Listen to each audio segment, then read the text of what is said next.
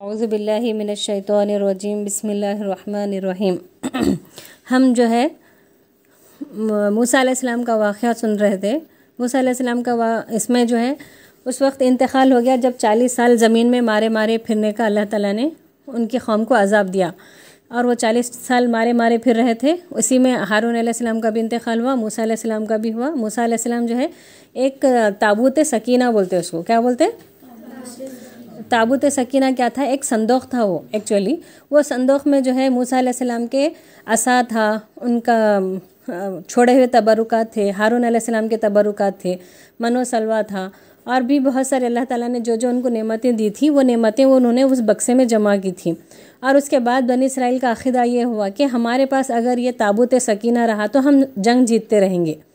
ये उनका अक़ीदा हो गया था।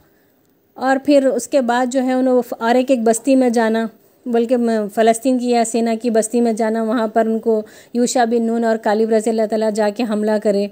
वो कुत्ते की जैसा ज़ुबान लटक गई, बलाम बिन बावरा, उसका क़िस्सा हुआ था ना लास्ट हमारा।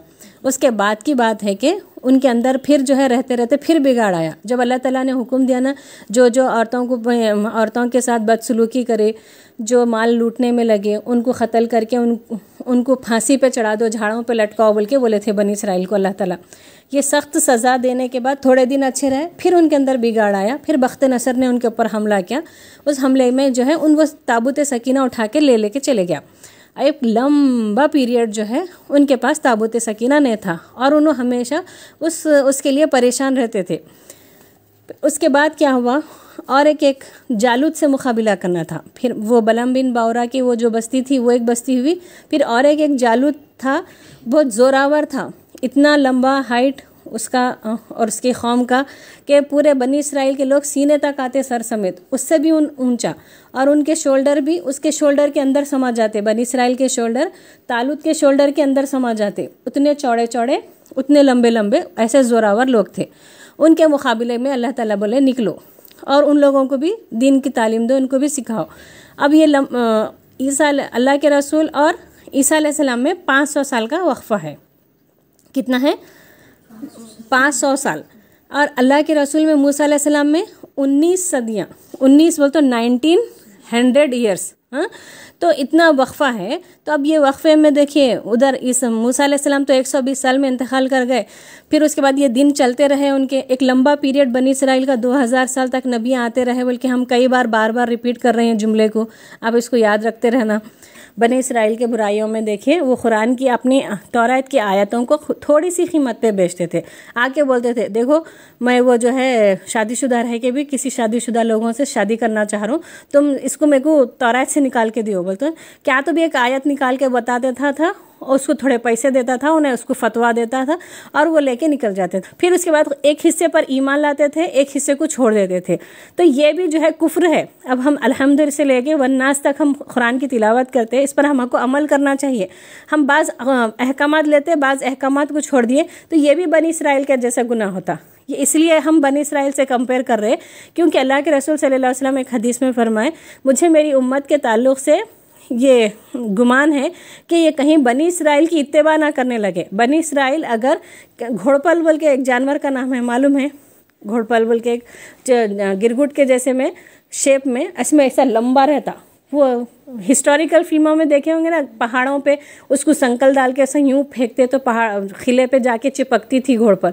फिर उसके सहारे सीढ़ियों पे रस्सी से खिले पे चढ़ते थे। पहाड़ों पे भी चढ़ने के लिए उसके अंदर इतनी मजबूत चिपक रहती, उसकी कमर को अगर रस्सी बन के घोड़पल को ऐसा हिला के जो है आप ऊंचे खिले पे फेंको या पहाड़ पे फेंको, ऐसा चिपक जाती। फिर उस रस्सी पकड़ के एक आदमी भी चढ़ा तो उन्हें जो है नहीं निकलती। उसको घोड़पल बोलते, अरबी में इसको जिब बोलते। तो अल्लाह के रसूल है ये बोले कि मुझे अंदेशा है कि मेरी कौम, मेरी उम्मत मुस्लिमा जो है, अगर बनी इसराइल किसी जिब के गोह में घुस के बैठे तो इन्हों भी उनका देखा देखी वैसा जाके बैठेंगे। आज हमारे पास सबको पैसों की ज़्यादा लालच है, बनी इसराइल को भी पैसों की लालच थी। पैसों के लिए उन्होंने हर चीज़ को बेच देते थे। और फिर जो है उनके पास जो है अल्लाह के कलाम को पीछे छोड़ देना, अपने नफ्स की बात को पहले मानना, ये उनके पास था। तो वो चीज़ भी हमारे पास है। कई चीज़ें हैं। अपने भाई से मत लड़ो, मुसलमान भाई से मत लड़ो, अपने ईमान वाले भाई से मत लड़ो। बोल तो आज ईमान वाले आपस में लड़ ले रहे ना। गैर मुस्लिमों से लड़ने का हुक्म है, ईमान वालों से लड़ने का हुक्म नहीं है। इनके साथ हमदर्दी और नरमी से और रहमदिली से पेश आने का है। लेकिन मजबूरन क्या कर रहे लोग, एक दूसरे को जो है मजबूरन नहीं, एक जुल्मन लड़ता, दूसरा अपने आप को बचाने के लिए लड़ने जाता।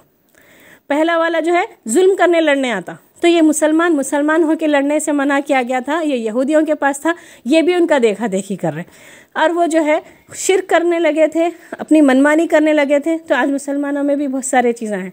तो ये बनी इसराइल के गुनाह थे, इससे हमारे को बचना चाहिए और अल्लाह ताला से दुआ करना चाहिए कि उनके अंदर जो बुराइयां थे वो हमारे अंदर ना आए। जैसे अब देखो ना, बादशाह तलब करे थे, तो बादशाह चल रही ना हमारे पास सऊदी अरब में, हमारे पास खिलाफत चलना चाहिए था ना। तो ये क्या चीज़ है, उनका देखा देखी सब चीज़ें हमारे पास आ रहे। अल्लाह के रसूल को जिस बात का डर था वही हमारे पास होना शुरू हो रहा।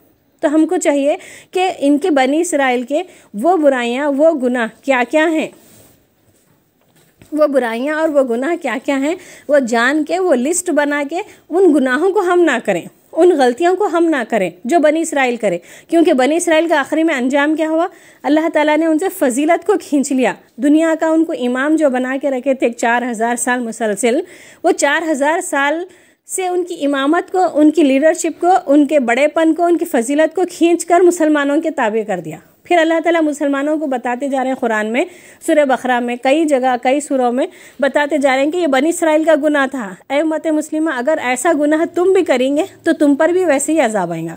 अब हमारे पास जो है अल्लाह के रसूल जो है सजदे कर कर के दुआ मांगे, तो 3 दुआएं में से 2 दुआ तो कबूल हुए। एक आसमान की आफत से पूरी उम्मत नहीं मिटेंगी, एक दुआ करे तो अल्लाह ताला ने कबूल कर लिया। दूसरी दुआ करे कि ज़मीन के कोई हादसे से, ज़मीन की कोई बला से, फितने से, तो समंदर में जो फ्लड आता ना, उसकी वजह से मेरी उम्मत तबाह नहीं होना हो, तो वो भी अल्लाह ताला कबूल कर लिए। लेकिन आपस में लड़के मर के ख़त्म नहीं हो जाना एक दूसरे से, वो तो ये अल्लाह ताला कबूल नहीं करे। आज हमारे पास देखिए पूरी उम्मत एक साथ नहीं बर्बाद होती, लेकिन जिस इलाके में, जिस गाँव में, जिस बस्ती में या जिस शहर में या जिस मोहल्ले में जिस किस्म का गुनाह रहेगा, जो नबियों के गुनाह जैसे हैं वैसे अगर गुनाह रहेगा, तो वही अजाब उतनी बस्ती पे आएगा, उतनी जगह पर आएगा। तो हमको जो है अलर्ट रहना चाहिए। तो ये बनी इसराइल के गुनाह थे, उनके गुनाह को हम जानकर बचने की कोशिश करें, वरना अल्लाह ताला हमें भी वही अजाब देंगे जो उनको अजाब दिए थे। मूसा अलैहिस्सलाम के बाद जो है एक ऐसी ही उन बनी इसराइल का दौर चल रहा था। वहाँ पर एक यसा बोल के हैं, यसा अलैहिस्सलाम, वो भी अल्लाह के नबी हैं। अल्लाह ताला ने सिर्फ उनका नाम जिक्र किया है, उनका जो है ये जिक्र नहीं किया, वाक़या नहीं बयान किया। अल्लाह ताला ने उनके वाक़या बयान किए हैं जो बहुत घिनौने थे, जिनके ऊपर अजाब आया था। तो ऐसे ही जो है उनके यसा के, अब बनी इसराइल में ऐसी एक उनके लीडर जो है यसा थे। तो जब उन्हें बूढ़े हो रहे थे, उनके बच्चे नहीं थे, उन्होंने अल्लाह ताला से दुआ करे कि अब इनकी कौन रहनुमाई करेगा। फिर उसके बाद में जो है आवाज़ लगाए, तुम में से कौन सा शख्स ऐसा है जो रातों को अल्लाह की इबादत करे, दिन को जो है अल्लाह के बंदों की खिदमत करे और गुस्सा ना करे, लेके चले। किसके अंदर ये तीनों सिफत हैं?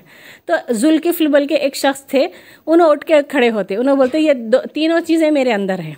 और ये वाक़या भी जो है तौरात वगैरह से ही आया है, वरना जुल्किफ्ल का भी किस्सा तफसील से नहीं है, तारीख़ में और तौरात से आया है। बस इतना कि जुल्किफ्ल जो है अल्लाह के नबी बनाए गए और बनी इसराइल की इन्होंने भी लीडरशिप की है। फिर दूसरे दिन, तीसरे दिन यही सवाल किए, जो कोई रात को उठेगा और अल्लाह ताला की इबादत में मसरूफ़ रहेगा, दिन में जो है अल्लाह के बंदों की खिदमत करेगा और गुस्सा ना करेगा, तीनों दिन भी उन्होंने बोलते तीनों सिफत मेरे अंदर हैं। तो शैतान को जब मालूम होता जुल्किफ्ल इस तरह से उठे हैं, तो उन्हें उनको बहकाने के लिए क्या करता, आता बूढ़ा बन के आके क्या करता, मेरी कौम मुझसे बहुत लड़ रही है और जो है मैं बहुत मजलूम हूँ, मेरा जो है मेरा दुख सुनो। तो आके रात में ऐसा बातों में लगाता, उनका वक्त ख़राब हो जाता और उनको जो है उनकी नींद पूरी नहीं होती और ना अल्लाह ताला की इबादत में लगते। उन्होंने क्या बोलते, सुबह में आना, सुबह में आने के बाद क्या कर, नहीं आता सुबह में, फिर दूसरे दिन रात में आके फिर उनको ऐसे डिस्टर्ब करता। और मेरी कौम को मालूम हो गया कि मैं आपके पास आया था और आकर जो है मैं अपना मामला पेश करा, तो उन्होंने बदल गए आपके बारे में, आपसे आपके पास आने के बजाय क्या बोले, मेरी बात सुनते बोलता। फिर तीसरे दिन आके क्या बोलता, जब तक आपकी मीटिंग चलते रहती तब तक उन्होंने मेरी बात सुनते बोलते, जैसे ही आपकी मीटिंग का टाइम बर्खास्त हो जाता मेरी नाफरमानी करते। तो 3 दिन तक नहीं सोते उन्होंने, ना अल्लाह ताला की इबादत कर सकते मुश्किल से। अब रात दिन में लामहल अपने मीटिंग के टाइम पे नींद आ सकती ना उनको, लेकिन तब भी इसको जब्त कर लेते। चौथे दिन फिर आने का उसका वही बूढ़ा आते रहता, तो घर वालों को बोलते अगर वो बूढ़ा आया तो दरवाज़ा मत खोलना, क्योंकि मेरी इबादत में भी खलल डाल रहा, मेरी नींद में भी खलल डाल रहा। मेरी नींद अगर नहीं होंगी तो मैं दिन में काम नहीं कर सकूँगा। मुसलसल 3 रात से जागते रहते, और 3 रातों से जागने के बाद क्या होता, इंसान छिड़छिड़ा होता ना, नींद नहीं आने से गुस्सा हो जाता। उन्हें ना जुल्किफ्ल को गुस्से में लाने की कोशिश करते रहता। फिर चौथे दिन आता तो लोग क्या बोलते, नहीं तुमको दाखिला मना है, हमको जो है हुक्म नहीं दिया गया है कि तुम्हें अंदर आने से रोका जाए। उसको ढकल के डालते। तो एक्चुअली उन्हें शैतान रहता वो बूढ़ा, तो क्या करता, अपनी शैतानी ताकत लगा के सीधा उनके कमरे में पहुंच जाता। कमरे में पहुंच के फिर दुखड़ा सुनाते रहता। तो उन्हें क्या बोलते, मैंने तुझसे मना किया था ना, तू मेरे घर में दाखिल ना हो, तो इतनी मेरे बेडरूम तक कैसे दाखिल हुआ, बोल के सिपाहियों को बुलाते। सिपाहियों को बुलाए तो सिपाही बोलते, हमारी जान की अमान दे दो, हम तो इसको अंदर आने नहीं दिए, इन पता नहीं कैसे आया, देख लीजिए आप, सब दरवाजे बंद हैं, सब खिड़कियां बंद हैं, पता नहीं इन कैसे आया। तो पूरा एक नज़र देखते हैं, उनको समझ में आ जाता शैतान को क्या है दरवाजे खिड़कियों से आने, उन दीवार में से भी आ सकता। अच्छा ये शैतान है, ए मरदूद ए खुदा के दुश्मन, क्यों मेरा पीछा कर रहा है, क्या चाहता है। तो इसको इतने ठंडे अंदाज से पूछते हो ना, तो शैतान बोलता मैं हार गया, मैं सोचा था कि आपको गुस्सा दिलाऊंगा और यसा को बोलूँगा कि तुम हार गए। तुम्हारा भी गुस्सा आ सकता है, तुम्हारी नींद पूरी नहीं हुई तो तुम्हारे साथ भी ऐसा हो सकता है, मैं ही हार गया तुम जीत गए बोल के, हाँ मैं शैतान हूँ बोल के चले जाता। जुल्किफ्ल की खासियत क्या थी, कभी वो गुस्सा नहीं करते थे, और अल्लाह रात में अल्लाह की इबादत और अपनी नींद, और सुबह के वक्त अल्लाह के बंदों की खिदमत किया करते थे। और सूरह अंबिया में, सूरह स्वाद में, इन 2 सूरों में जुल्किफ्ल का नाम आया है। हम एक एक करके नबियों का किस्सा मुकम्मल कर रहे ना, इसलिए अब उनका नाम चूँकि कुरान में आया था, और आप पूछेंगे बाद में कि इनका वाक़या तो सुना ही नहीं, तो इनके वाक़या तौरात में मनगढ़ंत रहते, जिसको हम यकीन नहीं करते। हमको वही वाक़या चाहिए जो कुरान और हदीस से साबित होते, तो हम कुरान और हदीस से साबित होने वाले वाक़ये ही लेते हैं। तो जुल्किफ्ल का बस इतना ही मुख्तसर वाक़या देखिए। अब मूसा अलैहिस्सलाम के साथ इनका भी कंप्लीट हुआ ना, आगे तो बस चंद नाम ही आएंगे, उनके कोई किस्से भी नहीं आएंगे। तो डिटेल किस्सा आप सुलेमान अलैहिस्सलाम का आएगा, और फिर ईसा अलैहिस्सलाम का आएगा, और कुछ नबियों के नाम हैं बस अल्लाह ताला ने कुरान में जिक्र किया है। जैसे यसा है, यसा का कोई किस्सा हमको नहीं मालूम, ना कुरान में हमको मिलता है ना हदीस में मिलता है, बस इतना हमको मिलता है कि यसा भी अल्लाह के एक नबी थे। जो 26 नबी हैं ना, उन 26 नबियों में एक वो भी नबी थे। इंशाअल्लाह कल हम जो है दाऊद अलैहिस्सलाम का वाक़या मुकम्मल करेंगे कि किस तरह जो है उन्होंने तालूत अलैहिस्सलाम की बेटी से निकाह किया, फिर उसके बाद किस तरह से वो सल्तनत के मालिक बने, बादशाह बने, फिर अल्लाह ताला ने उनको नबी बनाया, ये तमाम बातें, और उनको क्या क्या मौजज़े दिए गए, उनके मौजज़े भी बहुत ही बेहतरीन हैं। आपको इंटरेस्ट आएगा इंशाअल्लाह ताला। कल हम उनके मौजज़े और वो किस तरह से नबी बने और बादशाह बने, कल हम मुकम्मल तौर पर दाऊद अलैहिस्सलाम का लेंगे। आज हम यहीं पर इस क्लास को ख़त्म करते हैं।